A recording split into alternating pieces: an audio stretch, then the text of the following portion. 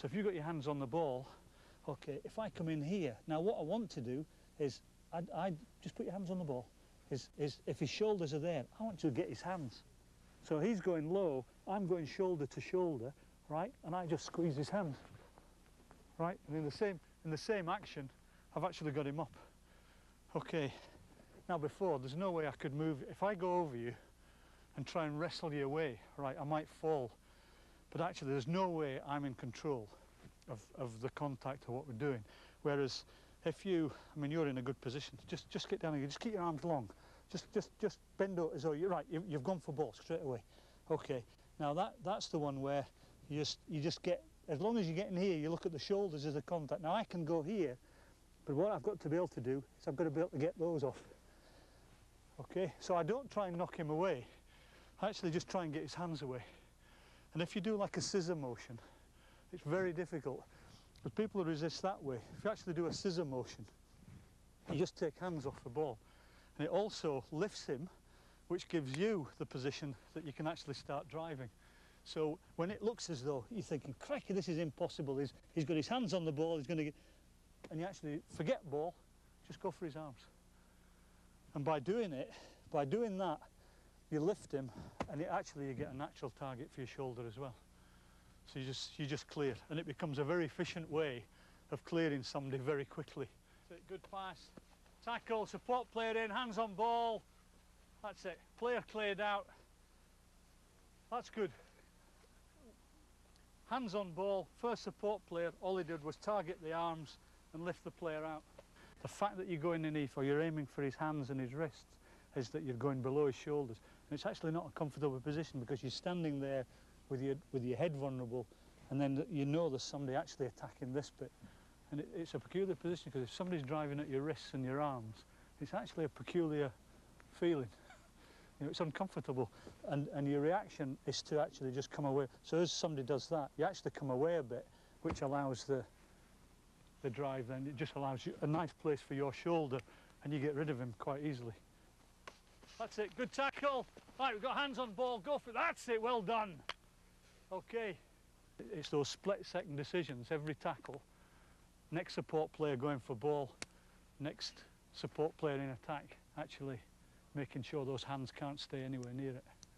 And if you look at all good drives, or whether it's a counter drive in a line out from a forwards mauling, generally if you suddenly go above your opponent, they've got control, whether you've got the ball or not. So it's that, just in a one-to-one or a two-on-two situation, that if you can get two players who just get into that strong position, you get the drive on. Good tackle, man in, good, that's it, well done. So the first support plate, definitely shoulders below, strongest position. All right, and it then, as long as you've gone past the ball, it actually doesn't matter where you end up with him, just because it's clear. Now, even if there's another player coming in and the next player does the same, or as often happens in game, you get two players arriving almost at the same time, as long as the first player is accurate, the second player can bind on him, because you've actually got a reference point over contact. So you can build a really quick drive or a quick rock just by the position of the first player. And as long as you're staying on like that, staying on your feet, you know, there'd be more coming. You wouldn't be able to knock him away as quickly. But the fact that you've got yourself in the best position there, somebody come up and binding on you this side and somebody come in that side, you're through. Three players, suddenly you've got that space, one ball away. And everything's on the feet. But from an attacking point of view, the most important thing is everything's happening half a yard in front of the ball. You're not doing anything that's stopping on the ball. And that's what you should be trying to sort of build up again, you know. Every time you get a tackle, either you get the ball free or you win the space. You know, when you've stayed on your feet and we've got two or three players who are arriving at the same time, and you end up two or three of you going down together, so he's almost trapped, and you're trying to just clear him. It's actually clear him to the side rather than clear him forward. It's actually just clear him to the side so your support players can come through. And the support player there, getting rid of the tackler, arrives straight away, ends up on the ground, past the ball.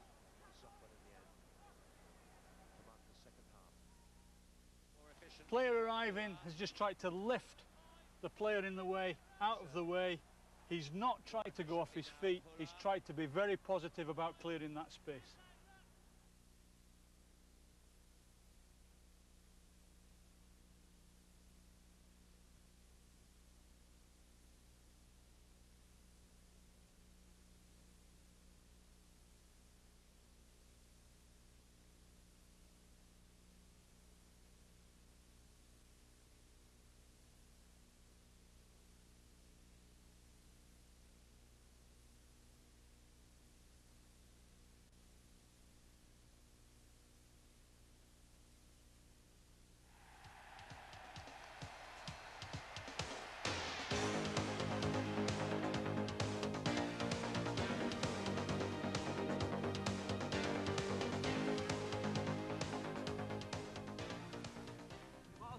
All players forming, joining, or taking part in a ruck must be on their feet. Free kick, black, head and shoulders. Players in a ruck must do their best to stay on their feet. A player must not intentionally fall or kneel in a ruck.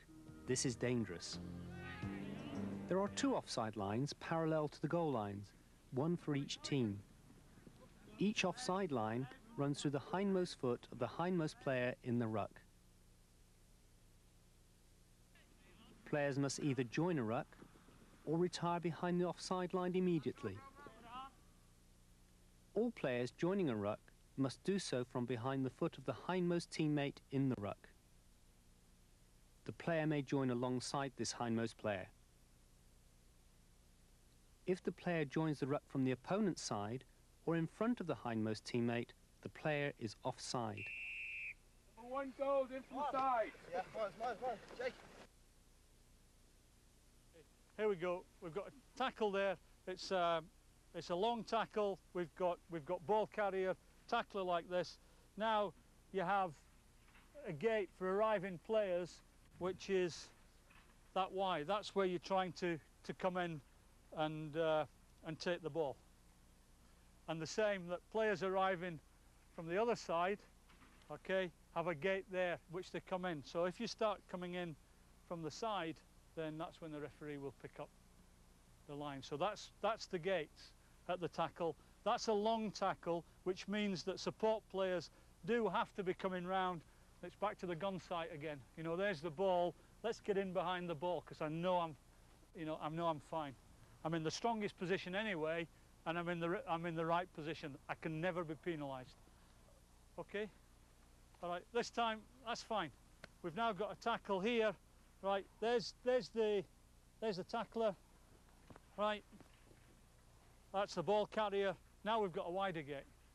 So if you're coming in now in that position, again, as long as you've got the ball in your gun sights, even if you're arriving from here, you come here and you're in on ball. Or from here, you can be coming in, all right, because you know there's the last feet, there's the tackler, I know I can come in here.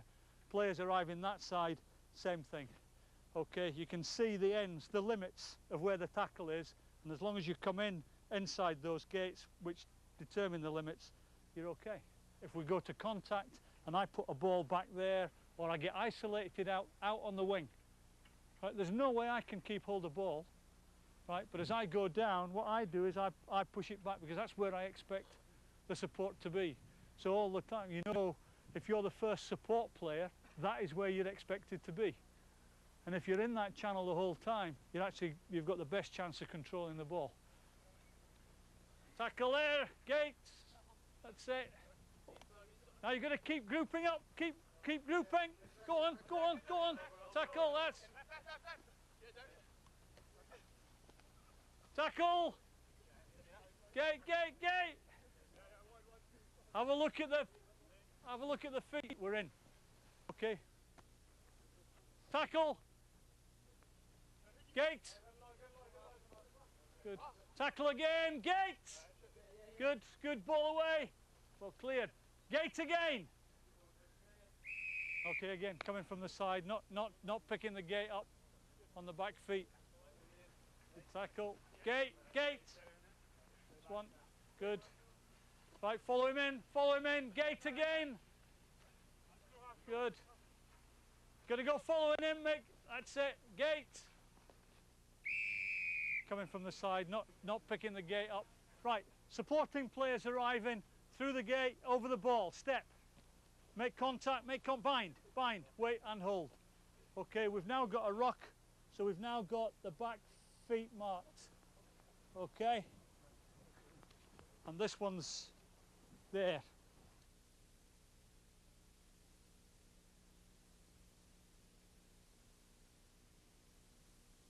Okay, this player was onside at the tackle, he's now offside at the ruck, okay, and should move back to the back foot. So as the ruck goes through, right, continue pushing, ball's free, he goes for ball, but offside. In this example, although the Fijian ball carrier goes to ground quickly, his support is immediately behind him on his feet and driving through the contact of the ball. This changes the offside line for the defence, which catches the French scrum half out.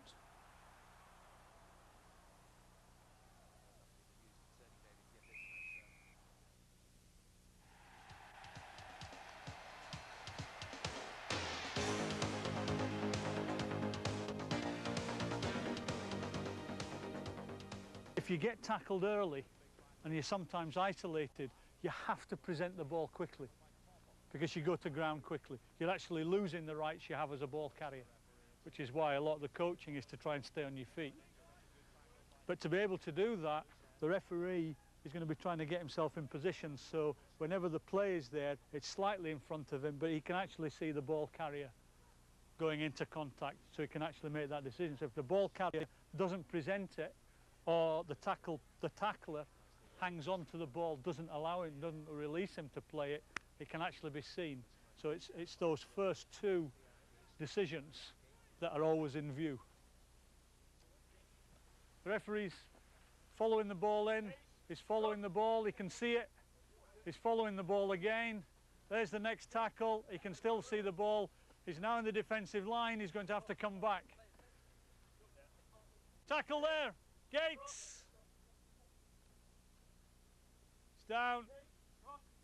Well, good placement, good defence, tackle it.